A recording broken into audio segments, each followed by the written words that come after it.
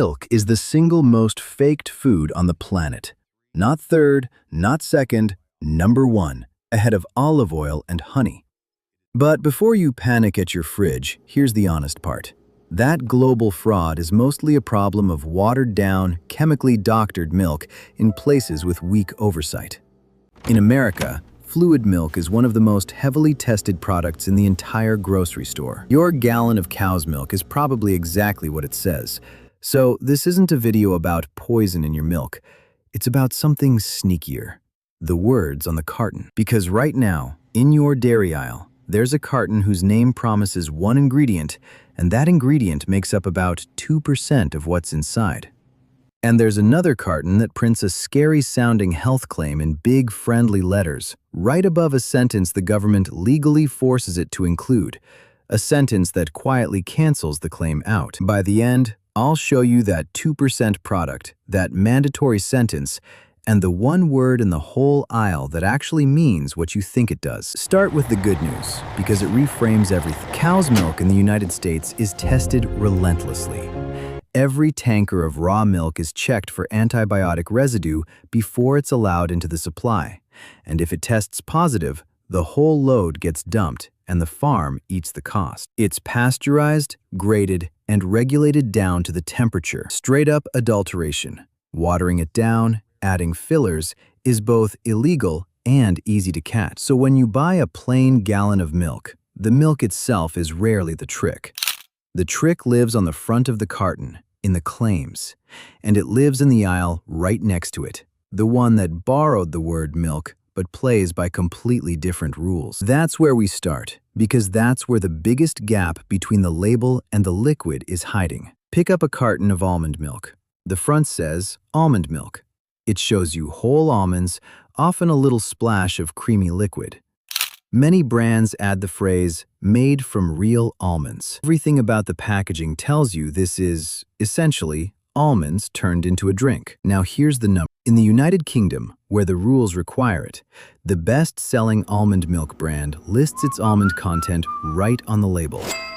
2%. The company doesn't disclose the figure in the US, but the Almond Board and the brand itself have indicated the American recipe is very similar. So the milk built around almonds is, by weight, about 98% other things. What are those other things? Read the ingredients. Filtered water comes first, by far the largest ingredient.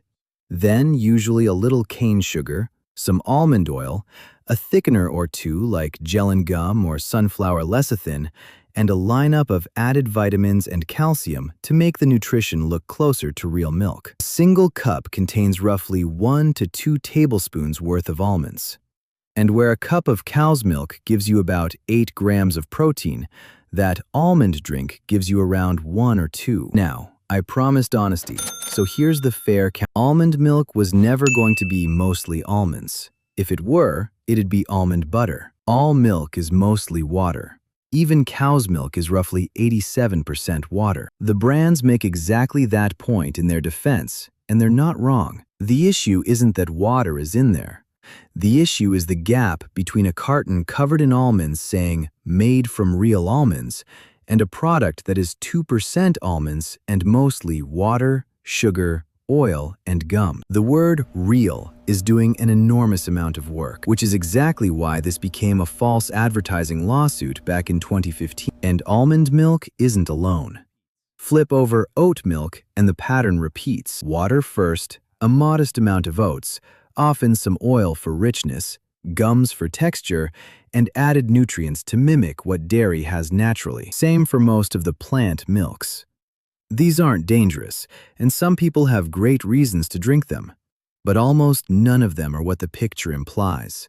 The nut or the grain gently turned into a drink. They're water, engineered with a small amount of the star ingredient and a supporting cast of additives to look and pour like milk. So keep this rule in your pocket. Any milk that isn't from an animal, the star ingredient on the front is usually a minor ingredient in the carton. The bigger the almond on the box, the more worth it is to read where almonds actually falls on the list. Now let's cross back over to the dairy case, because the cow's milk cartons have their own game, and it's played with claims that sound like health but mean less than you think. Walk the dairy aisle, and you'll see the same phrases over and over. No artificial hormones, farm fresh, grass-fed, all natural.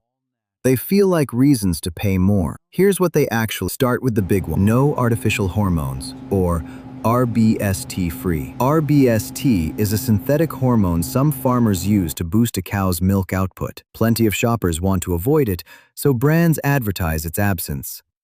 But here's the part almost nobody notices. By federal rule, any carton making that claim is required to print a specific sentence right nearby. No significant difference has been shown between milk derived from rBST supplemented and non-rBST supplemented cows. Read that again.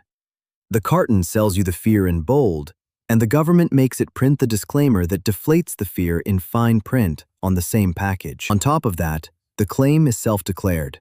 There's no lab test that verifies it, and most conventional milk in America already comes from untreated cows anyway, whether it brags about it or not. Grass-fed and pasture-raised. These sound tightly controlled.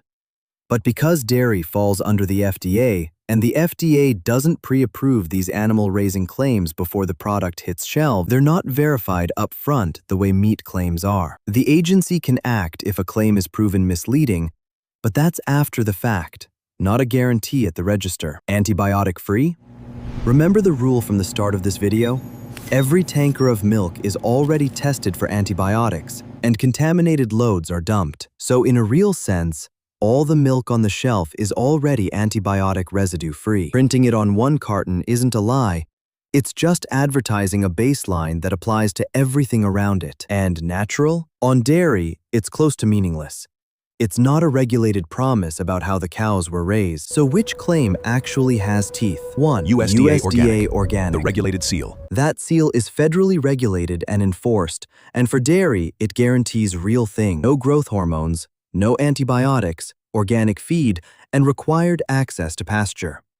It's the one badge in the aisle that has to be earned and can be audited. So here's what the whole milk aisle comes down to.